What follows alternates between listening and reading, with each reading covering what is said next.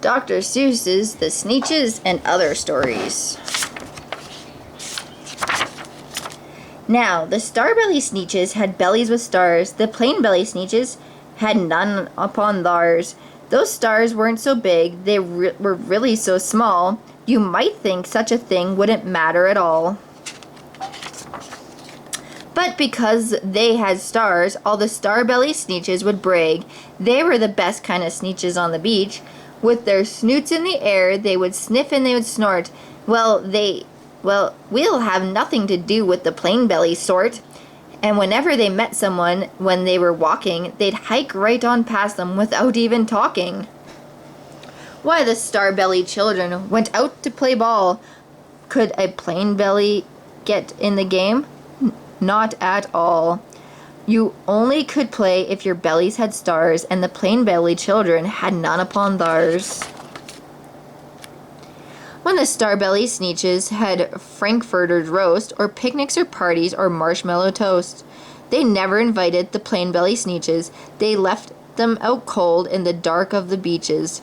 They kept them away, never let them come near, and that's how they treated them year after year. Then one day, it seems, while the plain-belly Sneetches were mopping and doping alone on the beaches, just sitting there wishing their bellies had stars, a stranger zipped up in the strangest of cars. "My friends," he announced in a voice so clear and keen, "my name is Sylvester McBean, and I've heard of your troubles, and I've heard you're unhappy, but I can fix that. I'm the fix-it-up chappie.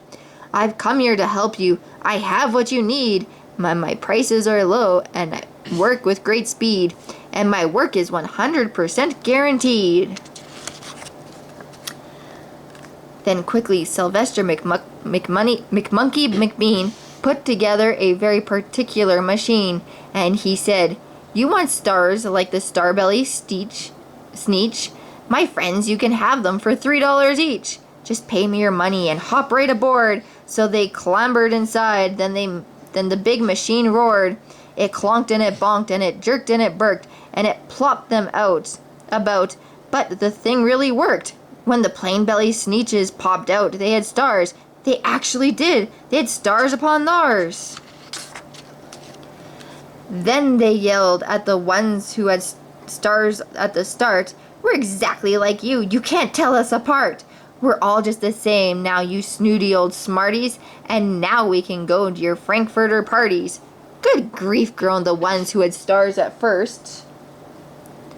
"We're still the best Sneetches, and they are the worst. But now, how in the world will we know?" They all frowned. "If which kind is what, or the other way around?"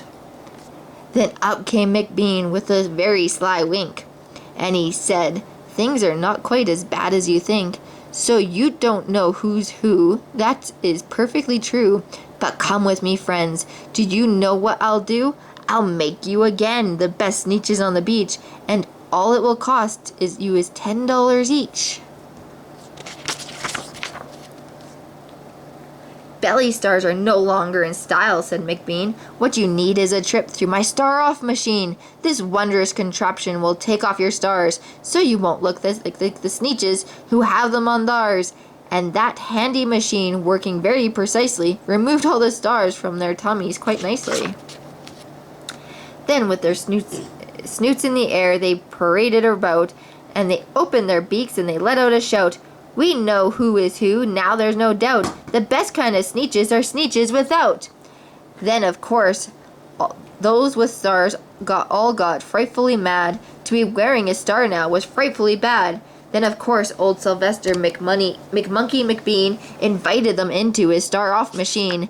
Then, of course, from then on, you probably guess, things really got into a horrible mess.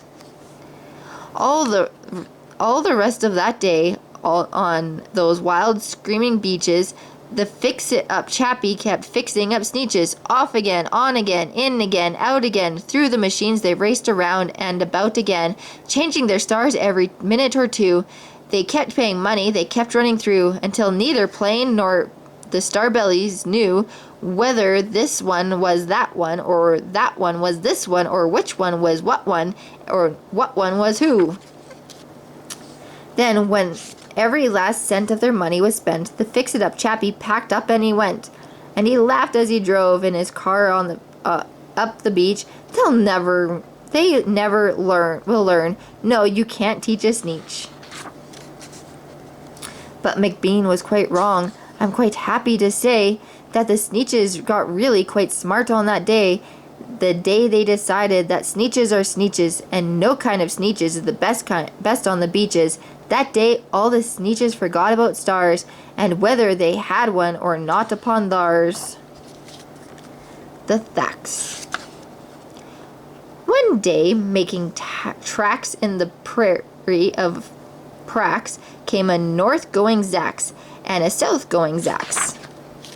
And it happened that both of them came to a place where they bumped where they stood, foot to foot, face to face. Look here now, the north-going Zax said. I say, you're blocking my path. You're right in my way. I am north-going Zax, and I always go north. Get out of my way now, and let me go forth. Who's in whose way? Snapped the south-going Zax. I always go south, making south-going tracks. So you're in my way, and I ask you to move and let me go south in my south-going groove. Then the north-going Zax puffed his chest up with pride. I never, he said, take a step to one side, and I'll prove to you that I won't change my ways if I have to keep standing here in 59 days. And I'll prove to you, yelled the south-going Zax, that I can stand here in a prairie of Prax for 59 years, for I live by a rule that I learned as a boy back in south-going school. Never budge, that's my rule, never budge in the least.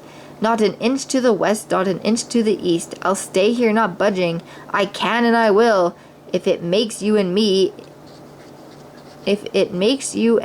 and the whole world stand still. Well, of course, the world didn't stand still. The world grew in a couple of years. The new highway came through, and they built it right over those two stubborn Zax and left them there, standing unbudged in their tracks.